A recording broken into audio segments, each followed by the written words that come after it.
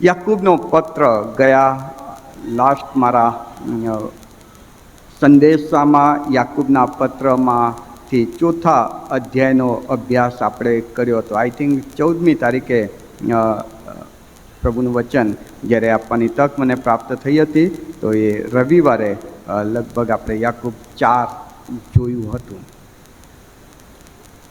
મને વિચાર આવ્યો કે શા માટે આપણે યાકૂબના પત્રનો અભ્યાસ આપણે ન કરી લઈએ, અને માટે હવે યાકૂબના પત્રનો અભ્યાસ તરફ જ આપણે આગળ વધી રહ્યા છીએ. અને માટે આજે યાકૂબનો પત્ર 5મો અધ્યાય 7 થી 11 વચનને જોવાના છીએ. યાકૂબ શરૂઆતની મંડળીનો પ્રથમ આગેવાન, બહુ ધીર ગંભીર, ઈશ્વરની એટલે માફ કરજો, પ્રભુ ઈસુ ખ્રિસ્તની બહુ નજીકનો એક પાત્ર છે આ યાકૂબ, બહુ નજીક. એ નાના સર્કલમાંનો એક, પિતર, યોહાન અને યાકૂબ, આ 3 પ્રભુની બહુ નજીક રહેનારા પાત્રો. અને એમાંનો આ યાકૂબ, જેને ઈસુનો ભાઈ એ બિરુદ મળ્યું હતું, એ યાકૂબ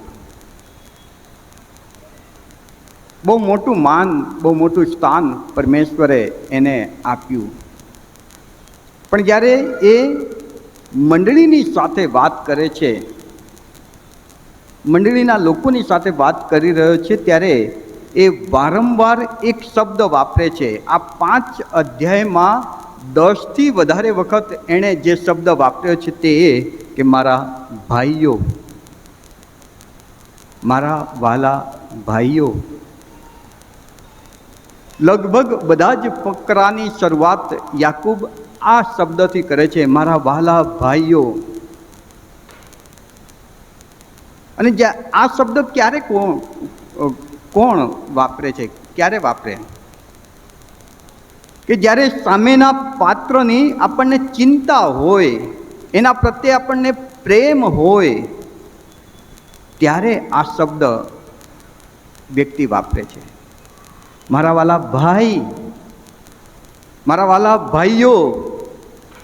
અને યાકૂબ મંડળી માટે, એને સાંભળનારા લોકોને માટે, ને અત્યારે એમ કહીએ કે એને એના પત્રને વાંચનારા લોકો માટે આ શબ્દ 10 થી વધારે વખત વાપરે છે કે મારા વહાલા ભાઈઓ. તમે જે સંજોગોમાંથી પસાર થઈ રહ્યા છો, તમે જે પરિસ્થિતિમાંથી પસાર થઈ રહ્યા છો, પ્રભુ બધું જ જાણે છે. આ સંજોગોમાં, આ પરિસ્થિતિમાં તમારે કેવી રીતે જીવવાનું છે ખ્રિસ્તી વ્યક્તિ તરીકે, એની સલાહ યાકૂબ એના પત્રમાં આપે છે. પહેલા અધ્યાયમાં જો તમે જોશો તો પરીક્ષણની વાત યાકૂબ કરે છે કે જીવનમાં આવતા પરીક્ષણોમાં તમે કેવી રીતે વિજય મેળવી શકો. પરીક્ષા વસ્તુ જુદી છે. પરીક્ષા દેવ કરે છે, જેમ કે ઇબ્રાહિમની દેવે પરીક્ષા કરી. પણ પરીક્ષણ તો શેતાન લાવે છે. અને વ્યક્તિને યાકૂબ એમ કહે છે કે તમારા પર પરીક્ષણો આવશે, તમારે એ પરીક્ષણોની સામે ઝઝૂમવાનું છે, લડવાનું છે અને વિજયી બનવાનું છે. વ્યક્તિને પ્રશ્ન થાય, ક્યાં સુધી અમારે એ પરીક્ષણોની સામે લડવાનું છે? બીજા અધ્યાયમાં આવો તો યાકૂબ વિશ્વાસની દોડ વિશે સમજાવે છે કે આ માનવીય જીવનમાં પૃથ્વી પર જે સમય તમને મળ્યો છે, જેટલો પણ સમય મળ્યો છે, વિશ્વાસની દોડમાં તમે અડગ રહેજો. થાકી જવાશે, પડી જવાશે, કાંકરા વાગશે, કાંટા વાગશે, અડચણો આવશે. વિશ્વાસની દોડમાં સતત ચાલુ રહેજો. પણ સામે પ્રશ્ન થાય, કદાચ એને સાંભળનાર અને એને વાંચનાર વ્યક્તિ એમ કે ક્યાં સુધી મારે વિશ્વાસને પકડી રાખીને દોડવાનું છે? ત્રીજા અધ્યાયમાં જો તમે આવો તો યાકૂબ શરીર અને જીભ, ખાસ કરીને જીભ, કે જે મોટા ભાગના પ્રશ્નોનું સર્જન કરે છે, એના ઉપર કંટ્રોલ રાખવા માટેની સલાહ આપે છે. આપણે કદાચ એનો અભ્યાસ નથી કર્યો, પણ આવનાર દિવસમાં ત્રીજો અને બીજો અધ્યાય જે બાકી છે તે પણ આપણે જોઈશું. જીભ કે જે માણસના ચારિત્રને જાહેર કરે છે, જીભ કે શબ્દ માણસને, સામેવાળા વ્યક્તિને સાચી કે ખોટી દિશા આપી શકે છે. યાકૂબ કહે છે કે એને બસમાં રાખજો, કંટ્રોલમાં રાખજો, સાચવીને બોલજો, સમજીને બોલજો, વિચારીને બોલજો. તમારા શબ્દથી સામેવાળાને બહુ મોટી અસર થાય છે. ક્યાં સુધી જીભને વશમાં રાખવાની છે? ચોથો અધ્યાય યાકૂબ કહે છે કે લડાઈ ઝઘડા બહુ છે, આક્ષેપો એકબીજા પર, બબડાટ, એકબીજાની સામે કજ્યો, કંકાસ, અને આ જે દુર્વાસના અથવા તો કુઈચ્છાઓ તમારામાં છે તેમાંથી તમે કેવી રીતે બહાર આવી શકો? ચોથો અધ્યાય જે આપણે 14મી તારીખના રવિવારે અભ્યાસ કર્યો હતો, બહુ સરસ યાકૂબ આખો અધ્યાય સમજાવે છે કે દેવની પાસે જાઓ, દેવની પાસે જાઓ. કેમ કે તમારી અંદર, આપણી અંદર, મારામાં જે છે એ દુર્વાસના છે, અને દુર્વાસના ખેંચીને, લલચાવીને મને પાપમાં પાડે છે. યાકૂબ કહે છે કે એ બધાને કંટ્રોલમાં રાખો, એ બધાને નિયંત્રણમાં રાખો. પ્રશ્ન થાય, યાકૂબ, વડીલ યાકૂબ, અમે ક્યાં સુધી આ કરીએ? ક્યાં સુધી અમારા દેહની દુર્વાસનાની સામે લડીએ? ક્યાં સુધી અમે પરીક્ષણોની સામે લડીએ?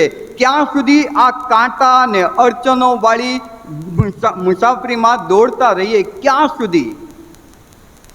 બહુ સરસ જવાબ યાકૂબ 5મા અધ્યાયની 7મી કલમમાં આપે છે. 7મી કલમથી 11મી કલમનો આપણે અભ્યાસ કરવાના છીએ આજે. 7મી કલમમાં યાકૂબ બહુ સરસ જવાબ આપે છે, પ્રભુના આવતા સુધી. ક્યાં સુધી? પ્રભુના આવતા સુધી. તમે જે માનો છો કે ઈસુ પ્રભુ છે, તમે જે માનો છો કે ઈસુ એ દયા કરનાર, કૃપા કરનાર, માફી આપનાર, પ્રેમ દર્શાવનાર છે, તો એ ઈસુને જો તમે સ્વીકાર્યો છે તો એ ઈસુને તમારી કરણીથી તમારે જાહેર કરવાનું છે. અને ક્યાં સુધી? તો યાકૂબ કહે છે કે એ ઈસુ તમને પાછો લેવા આવે ત્યાં સુધી. ત્યાં સુધી. એ સમય કેટલો છે નથી ખબર, એ સમય ક્યારે આવશે નથી ખબર, પણ આવશે ચોક્કસ, આવશે ચોક્કસ. અને એ ઈસુ તમને લેવા આવે ત્યાં સુધી તમે જે માનો છો એ તમારા વિશ્વાસને તમારી કરણીથી તમારે સતત જાહેર કરવાનું છે. અને આ તો ખ્રિસ્તી જીવન જીવવાની વાત યાકૂબ કરી રહ્યો છે, અને એ સહેલું નથી. સાચું અને ખરું ખ્રિસ્તી જીવન જીવવું સહેલું નથી વાલાઓ. કેમ કે બાઇબલ કહે છે, 2 તિમોથી 3 અધ્યાયની 12મી કલમમાં, કે જેવો ખ્રિસ્ત ઈસુ પર પ્રેમ રાખે છે અને ભક્તિભાવથી એના માર્ગમાં ચાલવાની ઈચ્છા રાખે છે, તે સગળા પર સતાવણી થશે, થશે ને થશે જ. આ બાઇબલ કહે છે. જ્યારે તમે તમારા વિશ્વાસને તમારી કરણીમાં પ્રગટ કરવાનો પ્રયત્ન કરો છો ત્યારે સતાવણી થશે. કેમ કે આ વિશ્વાસની દોડ એટલી સહેલી નથી. 2 કોરિન્થી 4 અધ્યાયમાં 16થી 18માં પાઉલ પોતાનો અનુભવ કહે છે કે આ બહુ અઘરું છે, બહુ મુશ્કેલ છે, બહુ જ અઘરું.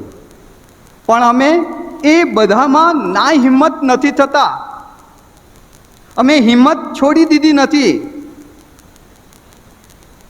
બીજો કોરિન્થી 6 અધ્યાય 4 કલમમાં પાઉલ કહે છે કે વિપત્તિ, વેદના, કૈદ, સંકટો, ફટકા, અપમાન બહારના લોકો તરફથી અને અંદરના ડોળ ઘાલુ ભાઈઓ તરફથી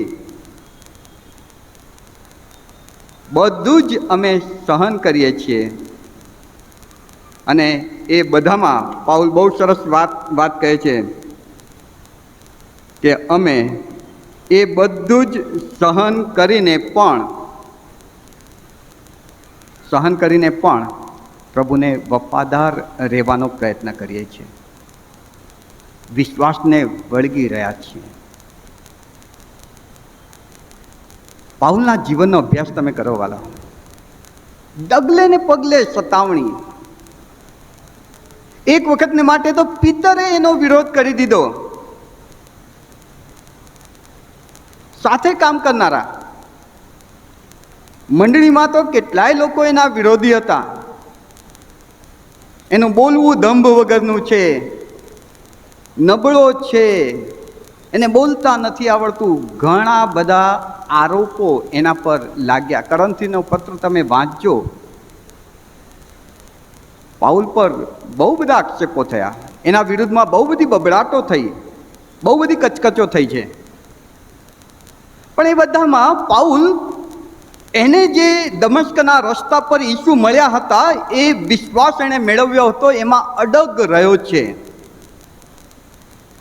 મક્કમ પકડી રાખીને આગળ વધી રહ્યો છે.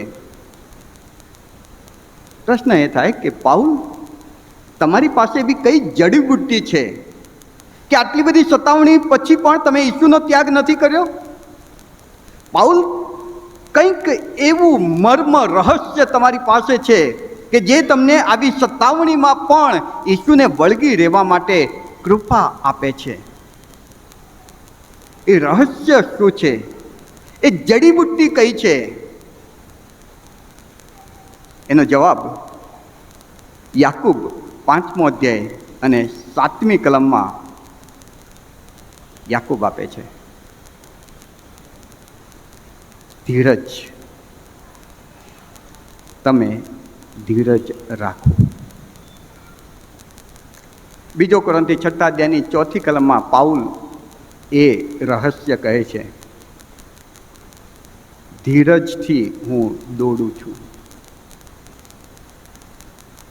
માન, અપમાન, ઠોકરો, પરીક્ષણો,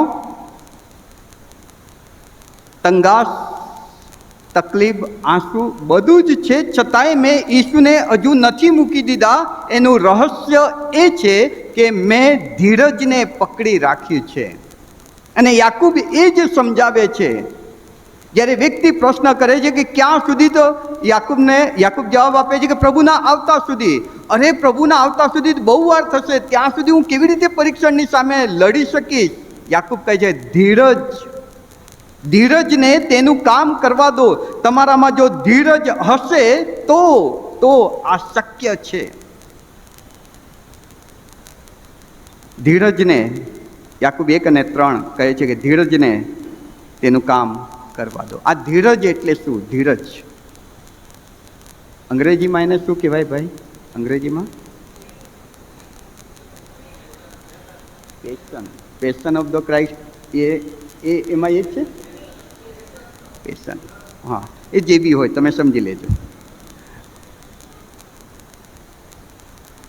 પણ તમે અહીં ઊભા છો, બહુ જ પ્રેશર થાય છે, તમને ધક્કો મારવામાં આવે છે અહીંથી હટી જવા માટે, અથવા તો તમારા પર બહુ બધું પ્રેશર છે. મન એમ કહે છે કે ભાગી છૂટ, તક છે, જતો રહે તો કોઈ નહીં બોલે, ચાલ્યો જા. અને છતાંય મન મારીને હું ત્યાં જ ઊભો રહું છું, જે થાય તે. અરે અહીં વાગે છે વાંધો નહીં, અહીં વાગે છે વાંધો નહીં, અહીં બી વાગ્યું વાંધો નહીં, એમ કરીને બી ત્યાં જ ઊભો રહું છું. એને ધીરજ કહેવાય. મારી નજર સામે મારું બધું લૂંટાઈ જાય છે, છતાંય હું નથી જતો, એને ધીરજ કહેવાય. યાકૂબ કહે છે કે ધીરજ રાખજો, પ્રભુના આવતા સુધી તમારે તમારા વિશ્વાસને કરણીમાં પ્રગટ કરવાનું છે. પણ એ વાર કેટલી છે હું નથી જાણતો, પણ ત્યાં સુધી તમારે જો ટકી રહેવું હોય તો ધીરજ તમારામાં હોય એ બહુ જ જરૂરી છે. અને એના માટે બહુ સરસ દાખલો યાકૂબ આપે છે 5મા અધ્યાયની 6ઠી કલમમાં. ન્યાયને એટલે ઈસુને તમે અન્યાયી ઠરવીને મારી નાખ્યો, અને પછી આગળ લગે તે તમારી સામે થયો નહીં, થતો નથી. ઈસુનો દાખલો આપી રહ્યો છે યાકૂબ.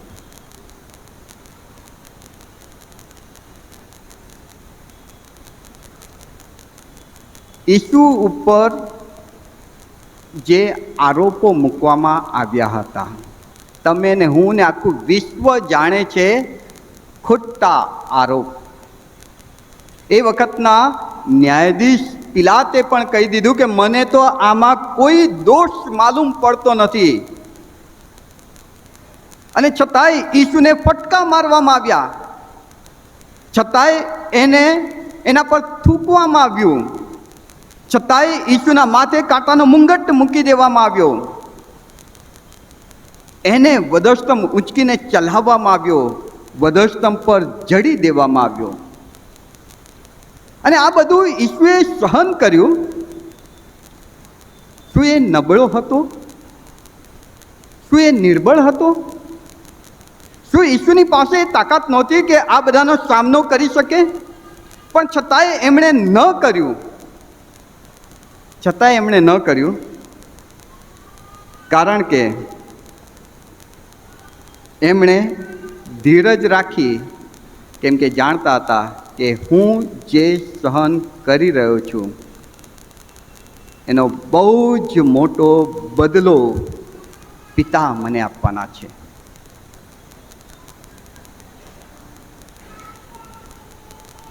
તમારા ને મારા ઉપર જે પરીક્ષણો આવે છે, તમારા મારા ઉપર જે સતાવણી આવે છે, જે જુદી જુદી બાબતો શેતાની આપણા પર આવે છે, શું આપણે એમનો સામનો નથી કરી શકતા? આપણી પાસે ઓપ્શન હોય છે, કાં તો એની સામે ફાઇટ કરી નાખવાની, બીજું ઓપ્શન ત્યાંથી ભાગી છૂટવાનું. પણ પ્રભુ ઈસુ ખ્રિસ્તનો દાખલો આપીને યાકૂબ એ સમજાવવા માંગે છે કે ઈસુ તો ત્યાં જ ઊભા રહ્યા. હું સાચો છું, મને ખબર છે, છતાંય મારા પર આ આરોપ મૂકવામાં આવી રહ્યો છે, કશો વાંધો નહીં. મને મારવામાં આવે છે, કશો વાંધો નહીં. મને સતાવ કરવામાં આવે છે, કશો વાંધો નહીં. મને મારી નાખવામાં આવે છે, કશો વાંધો નહીં. હું ધીરજથી એ બધું સહન કરું છું, કેમ કે હું જાણું છું કે મને આનો બહુ મોટો બદલો મળવાનો છે. આખી દુનિયાનો રાજા ઈસુને જાહેર કરવામાં આવ્યો. 7મા વચનમાં યાકૂબ બીજું એક ચિત્ર આપે છે. ધીરજ તમારામાં હોવી જરૂરી છે. ઈસુમાં હતી ધીરજ. બહુ સહન કર્યું, ખસ્યા નહીં, ત્યાં જ ટકી રહ્યા. બીજો એક દાખલો યાકૂબ આપે છે 7મી કલમમાં. તમે જુઓ, ત્યાં લખ્યું છે કે ખેડૂત ખેતરમાં થનારા મૂલ્યવાન ફળની વાટ જુએ છે અને પહેલો તથા છેલ્લો વરસાદ થાય ત્યાં સુધી શું રાખે છે? ધીરજ રાખે છે. જો તમારામાં ધીરજ ન હોય ને તો તમે ખેડૂત બની જ ન શકો. ખેડૂતને પહેલી બાબત એનામાં હોવી જોઈએ તે ધીરજ.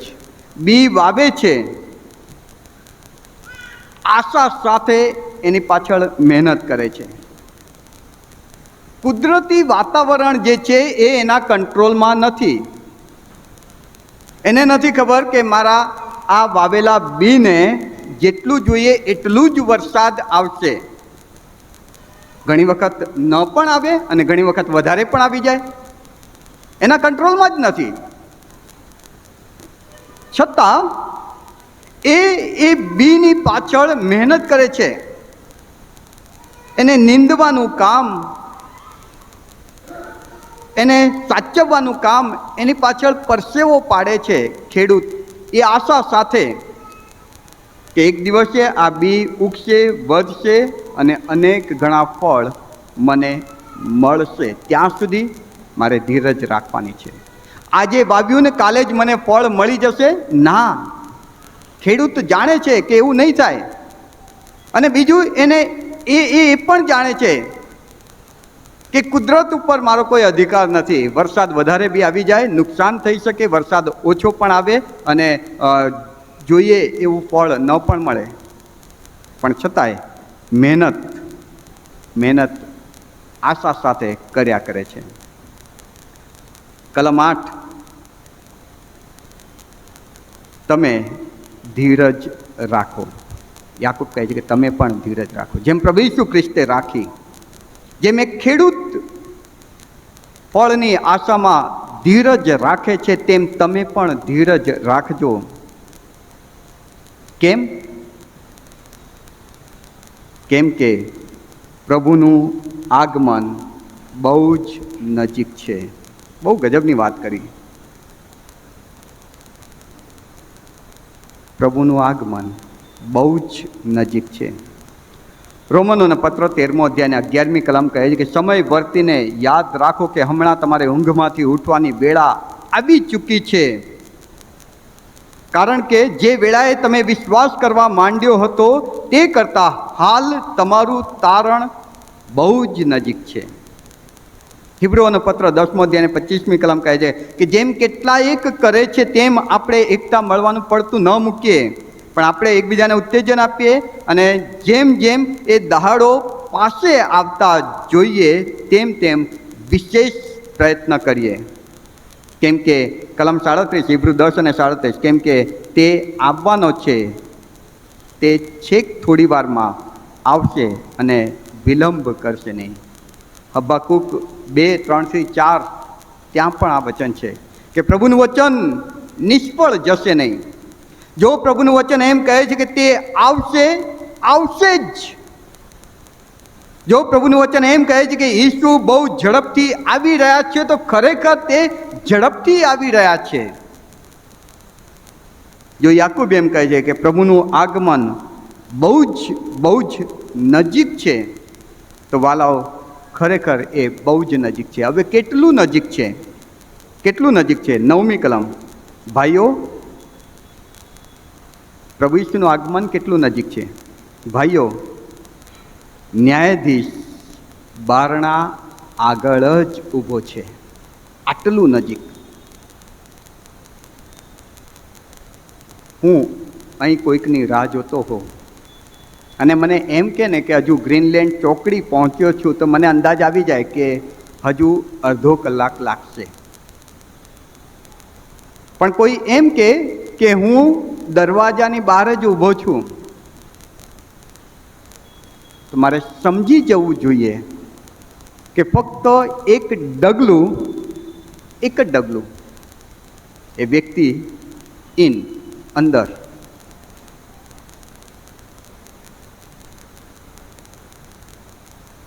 ઘણી બધી વખત મેં મારા સંદેશામાં કહ્યું છે તે પ્રમાણે આજે ફરી એકવાર દોહરાવું છું.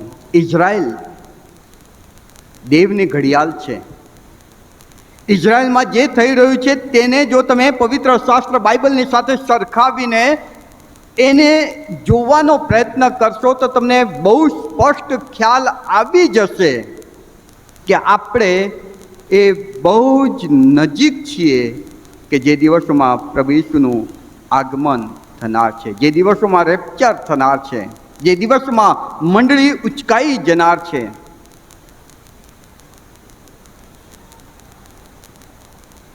ઈરાન અને ઇઝરાયલનું યુદ્ધ હજકેલના પુસ્તકને વાંચજો તમે. હજકેલના પુસ્તકને કદાચ સમય મળે તો પછીના રવિવારે આપણે અત્યારે જે ઇઝરાયલની પરિસ્થિતિ છે એને અનુલક્ષીને બાઇબલના વચનને જોવાનો પ્રયત્ન કરીશું. બહુ જ નજીક છે વાલાઓ, બહુ જ નજીક. એ મગદોનાનું યુદ્ધ થાય એની બધી જ તૈયારીઓ થઈ ગઈ છે, બધી જ તૈયારીઓ. યરુશલેમનું નવું મંદિર બંધાય એની બધી જ તૈયારીઓ થઈ ગઈ છે. 666ની છાપ બધાને લેવી પડશે, એના માટેની ચિપ્સ બધી જ ઓલરેડી તૈયાર થઈ ગઈ છે. છેલ્લા દિવસોમાં પૈસાનું વિનિમય બંધ થશે ને આંકડાથી વ્યવહાર ચાલુ થશે, એની બધી જ તૈયારીઓ થઈ ગઈ છે. પ્રભુનું આવવું બહુ જ નજીક છે. બારણા આગળ જ ઊભા છે. પણ એક વાત હું તમને કહેવા માંગુ છું. ઈસુ ત્યાં ઊભા છે બારણા આગળ, પણ આ વખતે એમનું રૂપ જુદું છે. એ વર્ષો પહેલા એ ઈસુ જ્યારે આ પૃથ્વી પર આવ્યા ત્યારે આકાશમાં તારો દેખાયો અને દૂતોએ વધામણી આપી કે એક તારનાર જન્મ્યો છે, બચાવનાર જન્મ્યો છે, મસીહ જન્મ્યો છે.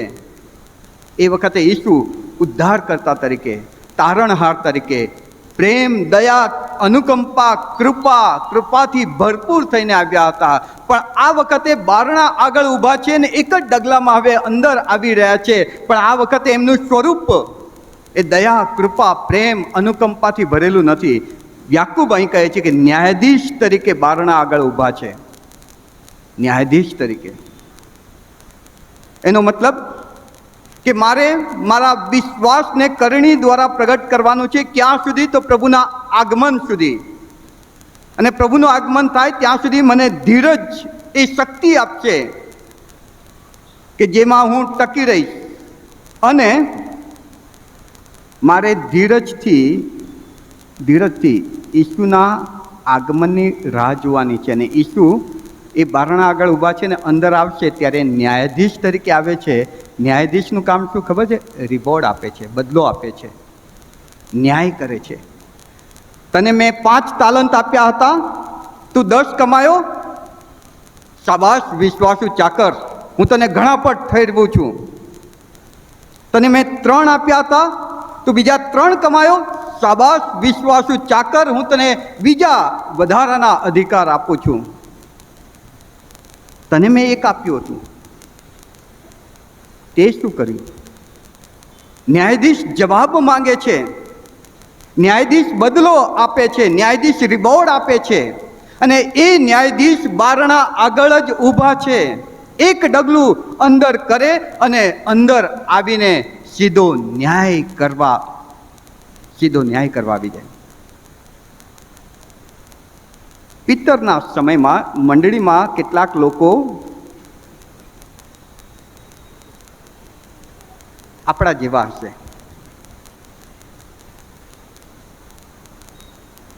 પિત્તર 3 અને 4, મારા જેવા કોઈ મંડળીનો સભ્યએ પિત્તરને પ્રશ્ન કર્યો કે તેના આગમનનું શું થયું? ઈસુ આવે છે, ઈસુ આવે છે, ઈસુ આવે છે એવું તમે ક્યારના કહી રહ્યા છો.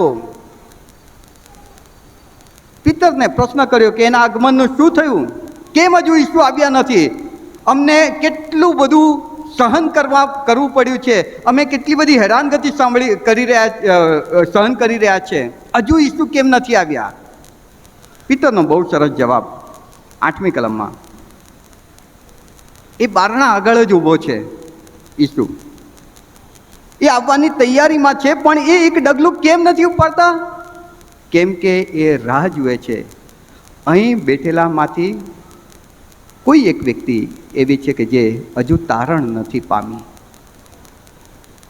અને ત્યાં એના હૃદયમાં, ઈસુના હૃદયમાં એક ગડમથલ થઈ રહ્યો છે કે જો હું એક ડગલું અંદર કરી દઈશ તો ન્યાયાધીશ તરીકે મારે હવે એમનો ન્યાય કરવો પડશે. પણ જો હું હજુ એક ડગલું ન માંડું અને અહીં ઉભો રહું તો કદાચ આજનો સંદેશો એના જીવનને બદલનાર બની જાય, એ તારણ પામે. 8મી કલમમાં પિત્તર એમ કહે છે કે કેમ પ્રભુનું આગમન હજુ નથી થયું? તો પ્રભુ ધીરજ રાખીને બેઠા છે કે તમારું તારણ થાય. પ્રભુમાં પ્રિય વાલાઓ, ઈસુ બારણા આગળ જ ઊભો છે. એ એક ડગલું અંદર કેમ નથી આવી રહ્યા? કેમ કે એને ખબર છે કે હજુ આમાંથી કોઈકનું તારણ બાકી છે ને એ રાહ જોઈ રહ્યા છે કે આ વ્યક્તિનું તારણ થાય ને એટલે હું તરત ડગલું આગળ માંડું, અંદર જઉં, ન્યાય કરું ને એ તારણ પામેલો વ્યક્તિ તરીકે હું એને ભેટી પડું કે મારા દીકરા, હું રાહ જોતો હતો, તારું તારણ થાય. અને જેવો તારું તારણ થયું હું અંદર આવી ગયો, તને હું મારા સાથે હંમેશને માટે રહેવા લઈ જાઉં છું. પ્રભુ ધીરજ રાખે છે.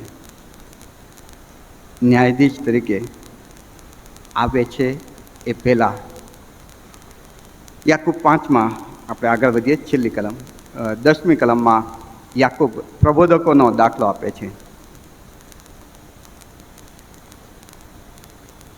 પ્રબોધકોનો દાખલો યાકૂબ 1 અને 12 એ પહેલાં વાંચી લેજો. જીવનનો મુંગટ આપવા માટે ઈસુ તૈયાર છે એની વાત કરે છે. પણ યાકૂબ 5 અને 10માં આપણે જઈએ. 5 અને 10માં મારા ભાઈઓ, દુઃખ સહન કરવામાં તથા ધીરજ રાખવામાં જે પ્રબોધકો પ્રભુના નામથી બોલ્યા તેઓનો દાખલો લો. ત્રીજો દાખલો યાકૂબ અહીં આપી રહ્યો છે. પહેલો દાખલો પ્રભુ ઈસુ ખ્રિસ્તનો આપ્યો, બીજો દાખલો ખેડૂતનો આપ્યો, ત્રીજો દાખલો અહીં આપે છે કે એ પ્રબોધકો કે જે પ્રભુના નામથી બોલ્યા છે તેમનો દાખલો લો. એમણે બહુ સહન કર્યું. 11મી કલમ કહે જેઓએ સહન કર્યું ધન્ય છે એવા લોકોને, બદલો મોટો છે. પ્રભુ ઈસુ ખ્રિસ્ત પોતે કહે છે તે પ્રમાણે કે ન્યાયપણાના લીધે જેની સતાવણી થઈ છે તેઓને ધન્ય છે. માંથી 5, 10-12માં બદલો બહુ મોટો છે. બીજો કાળવૃત્તાંત 36 અને 16 દેવના ખેપિયાઓને લોકોએ મશ્કરીમાં ઉડાવ્યા છે, પ્રબોધકોના વચનોનો તિરસ્કાર કર્યો છે. પ્રબોધકો પ્રભુના નામમાં જ્યારે બોલે છે મશ્કરી થાય, અપમાન થાય, વિરોધ થાય. ઘણાને તો પથ્થરે મારવામાં આવ્યા, ઘણાને તો મારી પણ નાખવામાં આવ્યા. યાકૂબ કહે છે પણ તમે તમારા વિશ્વાસને પકડી રાખજો. એ પ્રબોધકોને યાદ રાખજો. એ વિશ્વાસને લીધે એમને મૃત્યુ સુધી જવું પડ્યું. કદાચ એવું થાય તો પણ પ્રબોધકો તરફ તમારી દ્રષ્ટિ રાખજો. પ્રબોધકો શબ્દ વાપરીને યાકૂબ એમ કહેવા માગે છે કે તમારો વિરોધ ફક્ત નોન ક્રિશ્ચિયન લોકોથી જ થશે એવું માનતા નહીં. પ્રબોધકોનો વિરોધ કોણે કર્યો? નોન ક્રિશ્ચિયન લોકો? અરે બિન યહૂદી લોકોએ કરેલો? યહૂદી લોકોએ, એના જ લોકોએ એમનો વિરોધ કર્યો. ઈસુનો વિરોધ કોણે કર્યો? એમના જ લોકોએ. પ્રબોધકો શબ્દ વાપરીને યાકૂબ એમ કહે છે કે તમારા જ લોકો તરફથી તમારો વિરોધ થાય તો પણ વિશ્વાસને પકડી રાખજો, ધીરજથી પકડી રાખજો. ઈસુ બારણા આગળ જ ઊભા છે. થોડુંક સહન કરો, થોડુંક સહન કરો, થોડુંક સહન કરો. ઈસુ આવશે અને ન્યાયાધીશ તરીકે એક મહિમાવંતો મુંગટ તમારા માથા પર મૂકશે. 5મા અધ્યાયની 11મી કલમ, છેલ્લી કલમ, ત્યાં યાકૂબ બીજો એક ઉદાહરણ આપે છે. અયુબ પ્રભુનો માણસ, વિશ્વાસુ માણસ, ધાર્મિક, નમ્ર, પ્રાર્થનાવાદી, એ વખતનો સીધો માણસ. પ્રભુમાં પ્રિય વાલાઓ, એક વસ્તુ યાદ રાખજો. જો તમે પ્રભુના માણસ છો ને, જો તમે સીધો માણસ છો ને, જો તમે પ્રભુના માર્ગમાં ચાલવાનો પ્રયત્ન કરનાર વ્યક્તિ છો ને, તો તમે જાણતા અજાણતા ઈચ્છો કે ન ઈચ્છો યુદ્ધ મેદાનમાં ઉતરી ગયા છો. શેતાનની સામે તમારું યુદ્ધ શરૂ થઈ ગયું છે. તમે સ્વીકારો કે ન સ્વીકારો, અયુબ સીધો માણસ હતો, ધાર્મિક માણસ હતો, નમ્ર માણસ હતો, પ્રાર્થનાવાદી માણસ હતો. એણે કાંઈ જ ખોટું નહોતું કર્યું, પણ શેતાન પિતા પાસે પહોંચી ગયો. પિતા, મને પરવાનગી આપ, આ અયુબની પરીક્ષા હું કરું. અને અયુબ પાસેથી બધું જ છીનવી લીધું, બધું જ છીનવી લીધું. ધીરજ રાખી. અયુબનો જવાબ બહુ સરસ હતો, બહુ જ સરસ જવાબ અયુબે આપ્યો. 13મા અધ્યાયની 15મી કલમમાં, મને મારી નાખે ને, તે મને મારી નાખે ને તો પણ હું શાંત રહીશ, હું એની રાહ જોઈશ, એ ન્યાયાધીશની રાહ જોઈશ, એ મારા પિતાની રાહ જોઈશ. શેતાન મારી પાસેથી બધું છીનવી લે, મને મારી નાખે તો પણ હું વગર શરીરે મારા ઉદ્ધાર કરતા દેવને જોઈશ. આ એની ધીરજ હતી. ફળની આશામાં ધીરજ સાથે વિશ્વાસુ વ્યક્તિ એટલે અય્યુબ. પ્રભુમાં પ્રિય વાલાઓ, પ્રભુ ઈસુ ખ્રિસ્તનો દાખલો, ખેડૂતનો દાખલો, પ્રબોધકોનો દાખલો, અય્યુબનો દાખલો આપીને યાકૂબ એમ સમજાવવાનો પ્રયત્ન કરી રહ્યો છે, ઈસુ બારણા આગળ ન્યાયાધીશ તરીકે ઊભા છે. એનું આવવું બહુ જ નજીક છે. તમે થોડીક ધીરજ રાખો, વિશ્વાસમાં મજબૂત રહેજો, પ્રાર્થના કરતા રહેજો, બાઇબલ વાંચતા રહેજો, જે જવાબદારી કે સેવા તમને પ્રભુએ સોંપી છે અદા કરતા રહેજો. સતામણી થશે, અપમાન થશે, સહન કરવું પડશે, સહન કરીને મન મારીને પણ ત્યાં જ અડગ ઊભા રહેજો. પ્રભુ તમને ચોક્કસ એનો બદલો આપશે, આપશે અને આપશે જ. પ્રભુ આપણને આ બધા વચનો સમજવા, યાદ રાખવા, એ પ્રમાણે જીવવા એની કૃપા આપે. આમેન. પ્રાર્થનામાં નમીએ. પ્રભુ, અમે તમારો પુષ્કળ આભાર માનીએ છીએ તમારા અદ્ભુત પવિત્ર વચનને માટે, અને વચન દ્વારા તમે આજે અમને તમારી કૃપા આપી છે તેના માટે પણ અમે તમારો આભાર માનીએ છીએ. ધીરજથી તમારા વચનમાં અડગ ઊભા રહેવા માટે તમે અમને કૃપા આપો, અને અમારા ઉદ્ધાર કરતા પ્રભુ ઈસુની જેમ, ખેડૂતની જેમ, પ્રબોધકોની જેમ, અય્યુબની જેમ બધું જ સહન કરીને પણ અમે વિશ્વાસની દોડમાં અડગ ઊભા રહીએ, એ માટે તમે અમારી સહાય બનો. ઈસુ પ્રભુના નામમાં માંગીએ છીએ. આમેન.